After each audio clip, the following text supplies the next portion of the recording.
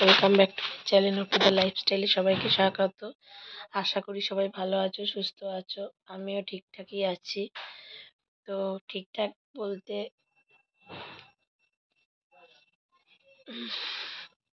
আজকে হচ্ছে সানডে, আর এখন থেকে আমি আমার ব্লগটা স্টার্ট করলাম। এখন বাজে 11:25।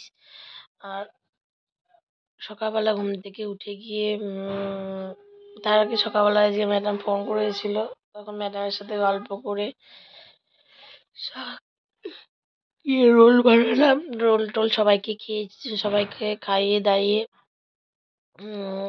তারপর আজকে আমাদের বাড়িতে মাটন হয়েছে। মাটন হবে, এখনো আনেনি, আনতে গেছে। আমি মশলা টশলা সব করবো, যেগুলো কেটে দিয়ে এলাম। কেটে দিয়ে আলু, নতুন আলু না প্রচণ্ড বালি বালি হয়, ধুয়ে রাখি। আলু প্রচণ্ড বালি বালি হয় বলে ধুয়ে রাখি। তা আমি ওখানে বালি, এখনো জলটা আসেনি বলে রাখতে গেছি, কিন্তু দেখছি খুব শীত করছে আর কাঁপাচ্ছে শরীর। ওই জন্য ঘরে চলে এলাম, কেন বুঝতে পারছি না।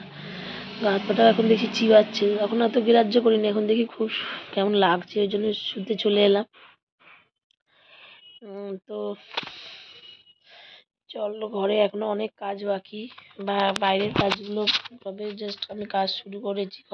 ঘরে জামা প্যান্ট গুছাবো, যাতে অনেক কাজ বাকি।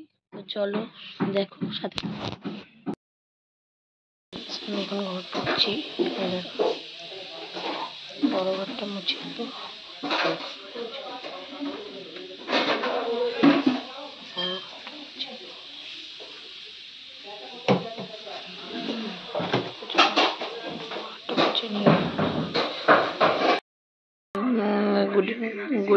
এখন বাজে 10:30।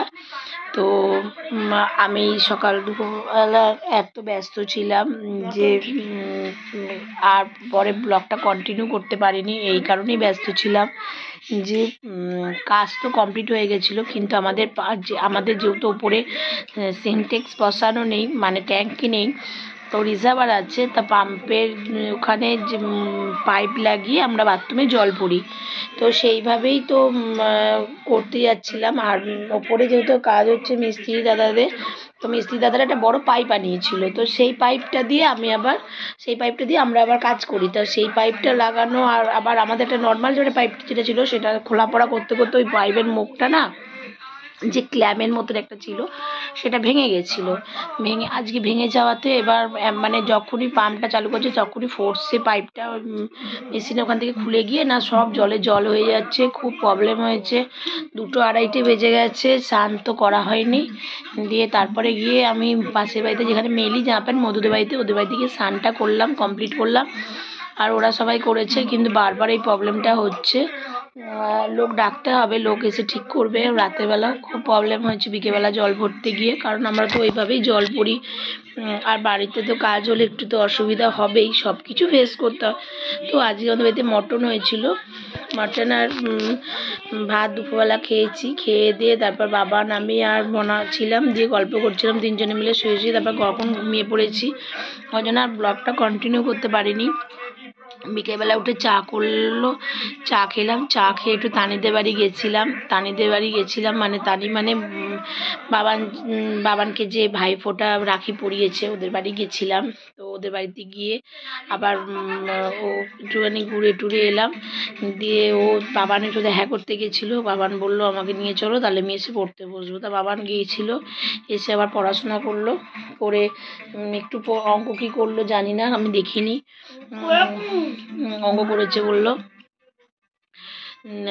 তো তানি ওখানে গিয়ে গল্প করলাম। ওর মেয়েটার সামনে বিয়ে, মার্চের 2 তারিখে।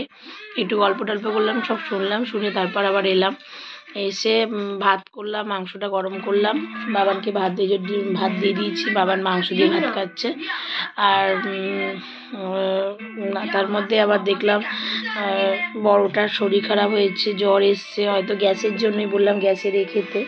আমিও এইমাত্র গ্যাসের ওষুধ খেয়ে নিলাম, কারণ একজনকে দেখলে আর একজন ভয় পাই। তো সেই কারণে খেলাম, কারণ আমি অনেকদিন পর মটন, যদিও সেদিন মটন খেয়েছি, তা বাড়িতে সেটা তো কেউ জানে না। তা যাই হোক, অনেকদিন পরই বাড়িতে মটন রান্না হলো। মটনটাও সেভাবে হয় না, চিকেনটাই হয় প্রত্যেক সপ্তাহে। তো ওই জন্য আর কিছু শেয়ার করতে পারিনি। এইসবের জন্য খেতে খেতেও লেট হয়ে গেছিলো, 3টে বেজে গেছিলো। আর অবেলা খাওয়াতে, আর বিশেষ করে মটন, তার মানে কী অবস্থা চিন্তা করো। তো এইসব করে আবার ওদের বাড়ি থেকে ঘুরিয়ে নিয়ে পড়বে, এখন কার্টুন দেখে। আর আজকে আবার সরস্বতী পুজোর চাঁদা কাটতে এসেছিলো। আর আমাদের বাড়িতে সরস্বতী পুজোর দিন 7:30টার সময় পুরোহিত মশাই পুজো করতে আসবে, সেই নিয়ে একটু কথা হচ্ছিলো। 7:30টার সময় বড্ড সকালবেলা হয়ে যাচ্ছে, বাচ্চাগুলো চান করবে, ঠান্ডা লেগে যাবে, ওর জন্য আবার কথা বলা হলো। বললাম কি 11:30টার সময় আসতে, তো 11:30টায় আসবে। আবার ওই দিন আমাদের আবার বাড়িতে ঢালাইও হবে, মানে সব নিয়ে, মানে বুঝতেই পারছো কি অবস্থা ওখানে সৃষ্টি হবে। মানে এদিকে পুজো, ওদিকে ঢালাই, মানে একটা জগা খিচুড়ির মতন।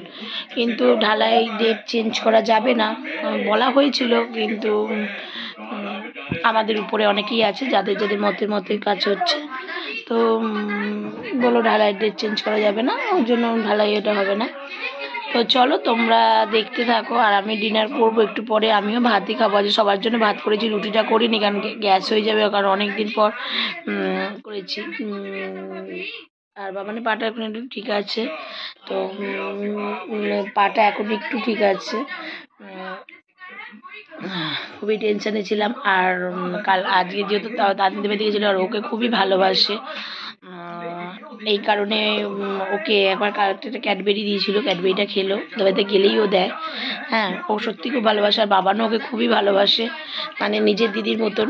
আর যেহেতু ওর বিয়ে হয়ে যাচ্ছে, তাই বাবানের মনটাও একটু খারাপ।